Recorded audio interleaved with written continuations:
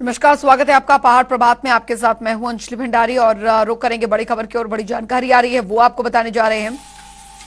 तो बड़ी खबर इस वक्त की आ रही है। आज नूरपुर पहुंचेंगे बीजेपी राष्ट्रीय अध्यक्ष। ये इस वक्त की बड़ी खबर, बड़ी जानकारी। जेपी नड्डा कांगड़ा के जसूर में जनसभा को संबोधित भी करेंगे। तो बड़ी जानकारी आपको यहां पर बता रहे हैं। चुनावों को लेकर रणनीति बनाई जाएगी, कार्यकर्ताओं में जोश भरने का काम यहां पर किया जाएगा। मीरपुर में लेंगे कोर कमेटी की बैठक। कार्यकर्ताओं में जोश दिख रहा है, तैयारियां जो है वो पूरी कर ली गई हैं। तो आज नूरपुर पहुंचेंगे बीजेपी के राष्ट्रीय अध्यक्ष जेपी नड्डा। ये इस वक्त की बड़ी खबर। 3 दिवसीय दौरे पर हिमाचल आज पहुंच रहे हैं बीजेपी के राष्ट्रीय अध्यक्ष जेपी नड्डा। और इस कड़ी में आपको बता दें, अध्यक्ष डॉक्टर नड्डा जी, ये हमारा जिला का नवनिर्मित कार्यालय है, इसका उद्घाटन करने के लिए आ रहे हैं। इसी कार्यालय का शिलान्यास भी नड्डा जी ने किया था और उद्घाटन भी नड्डा जी के कार्यक्रमों का हो रहा है। और इस उद्घाटन के सिलसिले में पूरे जिला नूरपुर में एक सभी कार्यकर्ताओं में बहुत बड़ा उत्साह है और बड़े जोश के साथ आदरणीय नड्डा जी का यहाँ स्वागत भी होगा और एक बहुत भव्य जनसभा, इस कार्यक्रम का आयोजन भारतीय जनता पार्टी ने किया। सौरभ अटवाल संवाददाता धर्मशाला से हमारे साथ जुड़ गए हैं ज्यादा जानकारी के साथ। सौरभ, आज बीजेपी के राष्ट्रीय अध्यक्ष हिमाचल के 3 दिवसीय दौरे पर आ रहे हैं। किस तरीके की तैयारियां जो है, कार्यकर्ताओं में उत्साह जो है देखने को मिल रहा है? बिल्कुल अंजलि, बताना चाहूंगा आपसे कुछ समय बाद ही भाजपा के राष्ट्रीय अध्यक्ष जेपी नड्डा वो आज जो है अपने 3 दिवसीय दौरे को लेकर जो है हिमाचल प्रदेश में पहुंचने वाले हैं। और इसको लेकर जो भाजपा कार्यकर्ताओं ने तमाम तैयारियां जो है वो पूरी कर ली गई हैं। और कार्यकर्ताओं की बात की जाए तो कार्यकर्ताओं में भी जो जोश है वो काफी देखने को मिल रहा है। इसी के साथ सबसे कुछ देर बाद ही जो जगत प्रकाश नड्डा है वो जो है पठानकोट में जो है उतरेंगे एक स्पेशल एयर फ्लाइट से, और उसके जरिए जो है तकरीबन 9:30 बजे जो है वो नूरपुर पहुंचेंगे, जहां पर वो 2 जिला कार्यालयों का उद्घाटन करेंगे। उसके उपरांत तकरीबन 10:25 पर जो है एक जनसभा, जो बड़ी जनसभा का आयोजन किया गया है, उसको जनसभा को जो है नड्डा जो है कहीं ना कहीं संबोधित करेंगे। इसके उपरांत जो है दोपहर के समय जो है माँ ब्रजेश्वरी देवी टेम्पल और ज्वाला जी का जो मंदिर है वहां पर जाकर जो है जगत प्रकाश नड्डा जो है माथा टेकेंगे। और उसके उपरांत जो है तकरीबन शाम को 5:45 पर जो है हमीरपुर के लिए रवाना हो जाएंगे। जी बिल्कुल। अब हालांकि इस दौरान यहाँ पर सौरभ ये भी देखना होगा, क्योंकि 2024 की तैयारियां जो है वो बीजेपी की तरफ से की जा रही है, कांग्रेस की तरफ से की जा रही है, लेकिन बीजेपी का अगर देखा जाए शंखनाद चुनावों को लेकर वो आज जेपी नड्डा के इस दौरे से होने जा रहा है। बिल्कुल अंजलि, बताना चाहूंगा कि अगले साल ही जो है अब लोकसभा चुनाव भी होने वाले हैं, और ऐसे में जो है जगत प्रकाश सिंह नड्डा का जो ये दौरा है वो काफी अहम माना जा रहा है। कहीं ना कहीं इस दौरे के दौरान जो है जगत प्रकाश सिंह नड्डा जो है भाजपा कार्यकर्ताओं के साथ बैठक भी करेंगे, और बैठक में जो है आगामी लोकसभा जो चुनाव होने वाले हैं 2024 के, उनको लेकर भी कहीं ना कहीं मंथन जरूर किया जाएगा। जी, तो कितने बजे वहां पर पहुंच रहे हैं जेपी नड्डा? अब से कुछ समय बाद ही अंजलि जगत प्रकाश नड्डा जो स्पेशल फ्लाइट के जरिए जो दिल्ली से आ रहे हैं वो पठानकोट एयरबेस पे उतरेंगे। तो तकरीबन 9:30 बजे के करीब जो है वो उनका कार्यक्रम जो है वो नूरपुर में रहने वाला है, जहां पर वो 2 जिला कार्यालयों का जो है उद्घाटन करेंगे, एक वर्चुअली और एक वास्तविक रूप से जो उद्घाटन होने वाला है। जी अंजलि, चलिए, बहुत बहुत शुक्रिया सौरभ इस तमाम जानकारी के लिए। तो आज नूरपुर पहुंचेंगे बीजेपी के राष्ट्रीय अध्यक्ष जेपी नड्डा और जसूर में जनसभा को संबोधित भी करेंगे। लोकसभा चुनावों का संग्राम यहाँ पर किया जाएगा, चुनावों को लेकर रणनीति बनाई जाएगी। तो हमीरपुर में कोर कमेटी की बैठक भी लेंगे। कार्यकर्ताओं में काफी जोश और उत्साह जो है वो देखने को मिल रहा है। बढ़ेंगे आगे। उधर शिमला में हिमाचल प्रदेश सहकारी बैंक ने स्पार्क 2023 कार्यक्रम का आयोजन किया, जिसमें कि मुख्यमंत्री सुखविंदर सिंह सुक्खू ने इंटरनेट बैंकिंग सुविधा का शुभारंभ किया। कार्यक्रम में उप मुख्यमंत्री मुकेश अग्निहोत्री भी मौजूद रहे। इस दौरान सीएम सुक्खू और डिप्टी सीएम को चांदी का मुकुट पहनाकर सम्मानित किया गया। और वहीं प्रदेश सहकारी बैंक की ओर से 2 करोड़ रुपए का अनुदान मुख्यमंत्री राहत कोष में दिया गया। साथ ही सीएम सुक्खू ने बताया कि सरकारी बैंकों को कैसे विकसित किया जाए, इस पर विचार कर रहे हैं।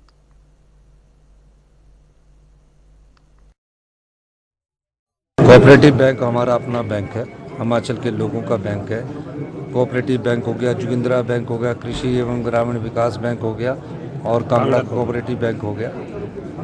इन बैंकों को किस प्रकार आगे बढ़ना है, हमारी सरकार उस पर विचार विमर्श कर रही है। और जल्दी इस पर हमारी एक विस्तृत चर्चा होने जा रही है। जो बैंक का बिजनेस है उसको हमने डबल कैसे करना है, हमारी सरकार उस पर भी सोच रही है। और जो हमारी योजना है उसको इस बैंक के द्वारा लागू करना है, कैसे उसमें आगे बढ़ा जाए, इस बारे में विस्तृत योजना बैंक के चेयरमैन अधिकारियों से चर्चा करने के बाद और जो हमारे फाइनेंस के कंसल्टेंट हैं उनसे चर्चा करने के बाद आगे बढ़ा जाएगा। मेरा ये मानना है कि हमारा जो कोऑपरेटिव बैंक है ये बहुत जल्दी हिमाचल प्रदेश में और सारे बैंक हमारे बहुत जल्दी एग्रेसिवली आगे बढ़ेंगे। और मुझे दुख है पिछली सरकार का कि उन्होंने प्रदेश के हितों का ख्याल नहीं रखा और जो उन्होंने जो इन्वेस्टमेंट मीट की उन्होंने उसमें करोड़ों रुपया उन्होंने इन्वेस्टमेंट मीट के लिए खर्च कर दिया और प्रदेश की संपदा को लुटा दिया। ऐसे प्रोजेक्ट जिसमें हमको 12% ऑपरेशन पर बिजली मिलनी चाहिए थे, उन्होंने कहा कि हम आपसे 12% बिजली नहीं लेंगे, हम आपसे 12% बिजली तब लेंगे जब आपका प्रोजेक्ट फ्री हो जाएगा। इस प्रकार के MOU उन्होंने किए और उस प्रोजेक्ट को 40 साल में जो वापस मिलना चाहिए था, कहा कि आप जिंदगी भर इन पावर प्रोजेक्टों को रखो। हम उसका अध्ययन कर रहे हैं। जो इन्वेस्टमेंट मीट में इन्होंने MOU किए। केंद्रीय मंत्री और हमीरपुर से सांसद अनुराग ठाकुर ने बिलासपुर में 2 दिन के निःशुल्क नेत्र जांच शिविर का आयोजन किया। आपको बता दें जिसके चलते अब कंदरौर में शिविर लगाया गया, जहां पर लोगों को नंबर वाला चश्मा निःशुल्क बनाकर दिया गया। बता दें आपको कि दरअसल इस दौरान जयराम ठाकुर और केंद्रीय मंत्री अनुराग ठाकुर ने सत्ता की कांग्रेस सरकार पर जमकर निशाना साधा। प्रसन्नता इस बात की है कि सुबह के पहले 3 घंटों में ही रजिस्ट्रेशन का आंकड़ा 1800-1900 पार कर गया। यानी कि आज भी लगभग 3000 से ज़्यादा लोग अपना नेत्र जांच भी करवाएंगे, निःशुल्क करवाएंगे और मुफ्त में चश्मे भी पाएंगे। ये प्रयास है कि लोगों को स्वास्थ्य की सुविधाएं मिले, गरीब और ज़रूरतमंद पर बोझ ना पड़े और सुविधाओं को उनके घर घर तक पहुंचाया जाए। आपको याद होगा राज्य में जब भारतीय जनता पार्टी की सरकार थी, माननीय जयराम जी मुख्यमंत्री थे, तो हिमकेयर योजना का लाभ भी प्रदेश के लाखों परिवारों को मिला। इसी तरह से ही देश की सबसे बड़ी और दुनिया की सबसे बड़ी स्वास्थ्य योजना आयुष्मान भारत 60 करोड़ लोगों को भी 5 लाख का इलाज मुफ्त में मिला। एम्स, PGI मेडिकल कॉलेज से लेकर अन्य अस्पतालों की सुविधा केंद्र और राज्य की सरकारों ने मोदी जी के आशीर्वाद से, नड्डा जी ने दी। ये अपने आप में दिखाता है कि स्वास्थ्य के क्षेत्र में भारतीय जनता पार्टी का अभूतपूर्व योगदान है, चाहे वो केंद्र की मोदी जी की सरकार हो या प्रदेश में जयराम जी की सरकार हो। मैं सबसे पहले तो भाई अनुराग ठाकुर जी को बहुत बहुत बधाई देता हूं और यहाँ बिलासपुर विधानसभा क्षेत्र में त्रिलोक जम्वाल जी और ये प्रयास में मैं कह सकता हूं कि बहुत पुण्य का काम है और प्रयास संस्था को भी बहुत बहुत बधाई देता हूं मैं। और लगातार इस पार्लियामेंट्री कॉन्स्टिट्यूंसी में इस प्रकार के सेवा के कार्य, स्वास्थ्य की सुविधाएं लोगों को बेहतर ढंग से मिल सके, उस दृष्टि से अनुराग ठाकुर जी ने बहुत बेहतरीन काम किया है और हिमाचल प्रदेश में भी और जगह भी इस प्रकार से काम करने की आवश्यकता महसूस होती है और प्रयास संस्था के इस प्रयास को भी मैं साधुवाद देता हूं, बहुत बहुत बधाई देता हूं। उधर कुल्लू में उच्च स्तरीय कमेटी की बैठक का आयोजन किया गया। इस बैठक में भांग की खेती को दायरे में लाने को लेकर चर्चा की गई और इस दौरान जुगत सिंह नेगी मौजूद रहे। साथ ही जन समुदायों के विचारों को भी नीति निर्माण में शामिल किया जाएगा। मुख्य संसदीय सचिव सुंदर सिंह ठाकुर ने कहा कि सबसे राय लेने के बाद ही नीति बनाने का कार्य किया जाएगा और इसके दुरुपयोग को रोकने के लिए भी व्यवस्था की जाएगी। भांग की खेती को लेकर हमारे सरकार ने जो है एक सर्वदलीय कमेटी का जो गठन किया है और इस कमेटी को ये दायित्व सौंपा गया है कि भांग की खेती किया जा सकता है या क्या उपयोगिता उसका रहेगा, क्या कानूनी पहलू है, इन सब बातों को ध्यान में रखकर एक कमेटी का गठन हुआ है। और साथ में माननीय मुख्यमंत्री ठाकुर सुखविंदर सिंह सुक्खू ने एक और काम किया है कि पहली बार जो इस कमेटी को हर डिस्ट्रिक्ट में जाकर जनता की राय लेने का भी जो है दायित्व दिया है। कुल्लू से ये शुरुआत हुआ है। आज जो यहाँ पर जन समर्थन हमें मिल रहा है, सारे चुने हुए पंचायती राज के प्रतिनिधि जिसमें 200 से ऊपर पंचायत के प्रधान यहाँ स्वयं आकर उन्होंने प्रस्ताव के रूप में इसका समर्थन किया है।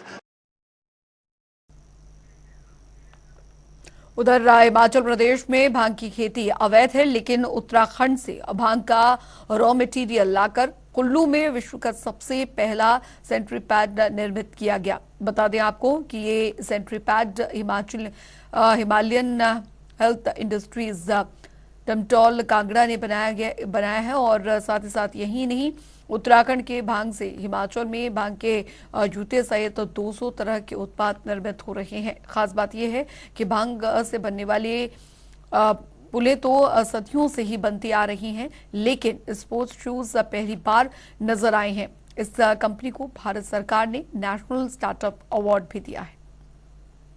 तो ये जो नेशनल स्टार्टअप अवार्ड हमें मिला था, तो हम लोग को हिमाचल की और भांग की अभी तक एकमात्र संस्था जिनको ये अवार्ड मिला है। हमें 5 लाख का कैश प्राइज भी मिला था। वो मिला था हमें जो कॉटेज हमने हेम्प का यहाँ पे बनाया था, तो भारत सरकार ने हेम्प को as best construction material recognise किया है, तो वो भी एक हमारी प्रोग्रेस है इसमें। वर्ल्ड का सबसे पहला सैनिटरी पैड है जो भांग से बनाया हुआ है और बिल्कुल भी ब्लीच किया हुआ नहीं है। आप देख सकते हैं ये औरतों का सेंसिटिव प्रोडक्ट है, तो उसके लिए हमने वो कंसिडर करके ये हमने वर्ल्ड का सबसे पहला बनाया है। ये स्टिच भी यहाँ की लोकल औरतें करती हैं। 2000 से ज़्यादा प्रोडक्ट्स हैं जो हम लोग जिनमें डील कर रहे हैं इस टाइम पे। उन प्रोडक्ट्स में दवाइयाँ हैं, खाने की चीज़ें हैं, जानवरों के लिए दवाइयाँ हैं, कपड़े हैं, जूते हैं, बायोप्लास्टिक है, पेपर है। आप जितना कुछ सोच सकते हैं कि कैनबिस से भांग से बन सकते। उधर हिमाचल की कांग्रेस सरकार 6 महीने का कार्यकाल पूरा कर चुकी है और इन 180 दिनों में सुखू गवर्नमेंट कर्मचारियों और निराश्रित महिलाओं और साथ ही साथ बच्चों के लिए सच में सुख की सरकार साबित हुई है। मगर महिलाएं, किसान, बागवान, बेरोजगार और आम जनता आज भी व्यवस्था परिवर्तन की बाढ़ जोड़ रहे हैं।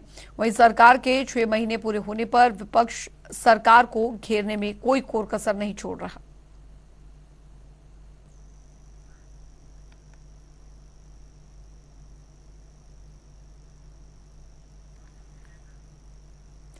बढ़ेंगे आगे। उधर मंडी में भारत ज्ञान विज्ञान समिति का राष्ट्रीय सम्मेलन आयोजित हो रहा है और इस सम्मेलन में 13 राज्यों के 47 सदस्य भाग ले रहे हैं। 2 दिवसीय इस सम्मेलन में भारत में शिक्षा की चुनौतियों के साथ नई शिक्षा नीति पर भी चर्चा हुई। मीडिया से बातचीत के दौरान दिल्ली विश्वविद्यालय के पूर्व डीन डॉक्टर अनीता रामपाल ने बताया कि सरकार की नई शिक्षा नीति शिक्षा के अधिकार अधिनियम के अनुकूल नहीं है। उन्होंने कहा कि नई शिक्षा नीति के तहत बच्चों को केवल तोते की तरह रटाया जाता है और शिक्षा का अधिकार अधिनियम के खिलाफ है।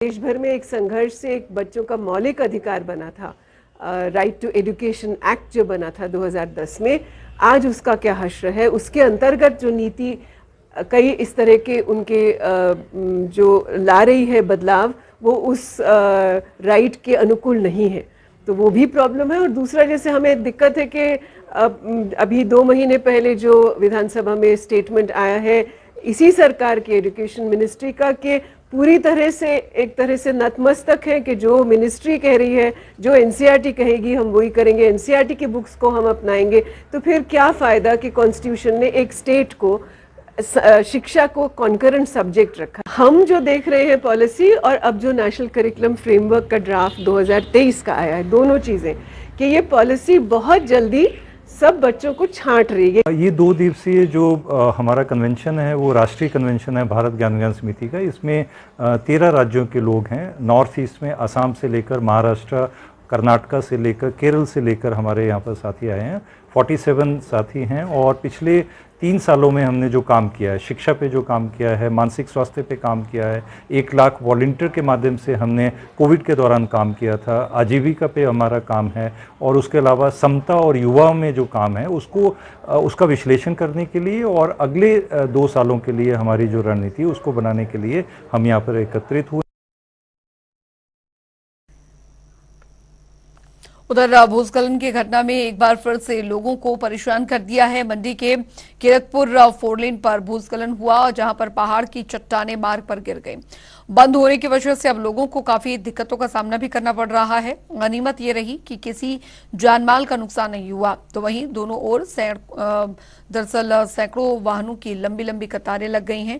प्रशासन ने 4 लेन को बहाल करने के मौके पर मशीनरी तैनात कर दी है।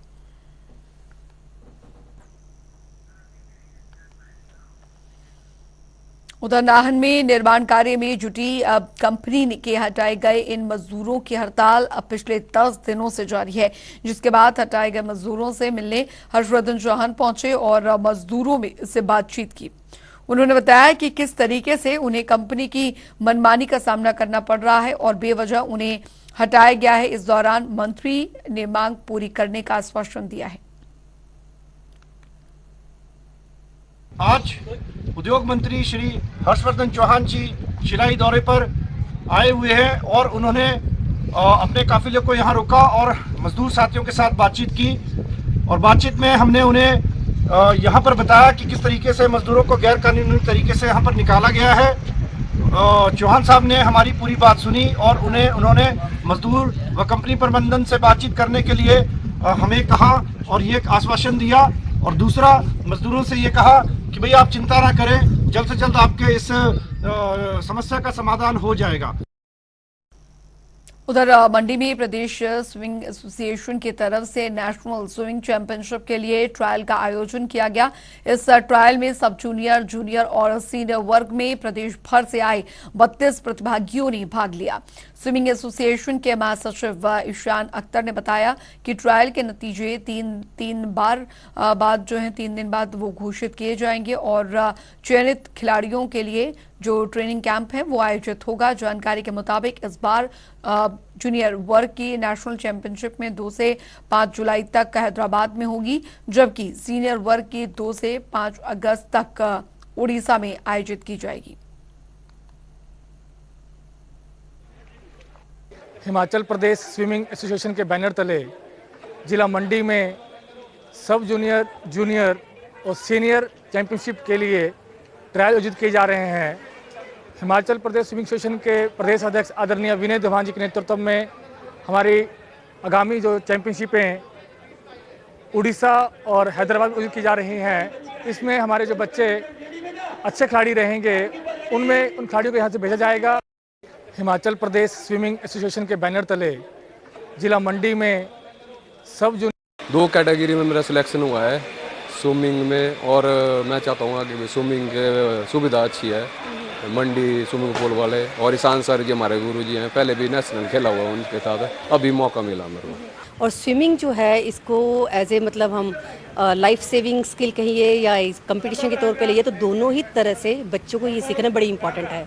और इस तरीके के कंपटीशन अगर होते रहते हैं और बच्चे हमारे पार्टिसिपेट करते हैं तो नेचुरली वो नेशनल को भी अच्छे से अपने स्टेट को रिप्रेजेंट कर सकते हैं। उधर गर्मी के मौसम में आग लगने की घटनाएं बढ़ जाती हैं। ऐसे में अब चंबा का वन विभाग सतर्क हो गया है, जिसको लेकर वन विभाग ने कई टीमों का गठन भी किया है जो हर क्षेत्र में इसका ध्यान रखेगी। आपको बता दें कि वन मंडल अधिकारी सुशील गुलेरिया ने जानकारी देते हुए बताया कि हर साल कुछ लोग जंगलों में आग लगा देते हैं, जिसके चलते हर साल वन विभाग को करोड़ों रुपए का नुकसान होता है। इसीलिए उन्होंने लोगों से जंगल में आग न लगाने के लिए अपील की है। देखिए, इस बार तो चूंकि बारिशें काफ़ी हुई तो आग की घटनाएं चुराव वन मंडल में काफ़ी कम हुई हैं, लेकिन जो भी घटनाएं हमारे ध्यान में आई उस पर हमने तुरंत कार्रवाई करी है, लोगों को जागरूक करने की भी कोशिश की है और साथ ही साथ में हमने अपने स्टाफ में फायर वॉचर्स की नियुक्ति करके भी जंगल में आग बुझाने की कोशिशें की हैं। उधर नालागढ़ में नया बस अड्डा बनने से जहां पर लोगों को काफी ज्यादा फायदा मिला है, वहीं बाजार के व्यापारियों को पिछले 1.5 महीने से मंदी की मार झेलनी पड़ रही है। दूसरी ओर भीषण गर्मी का भी असर सामने आया है और अक्सर लोग गर्मी के चलते बाजारों में बहुत कम आ रहे हैं और बाजारों से रौनक गायब हो चुकी है, जिसके चलते व्यापारियों को खासा नुकसान झेलना पड़ रहा है।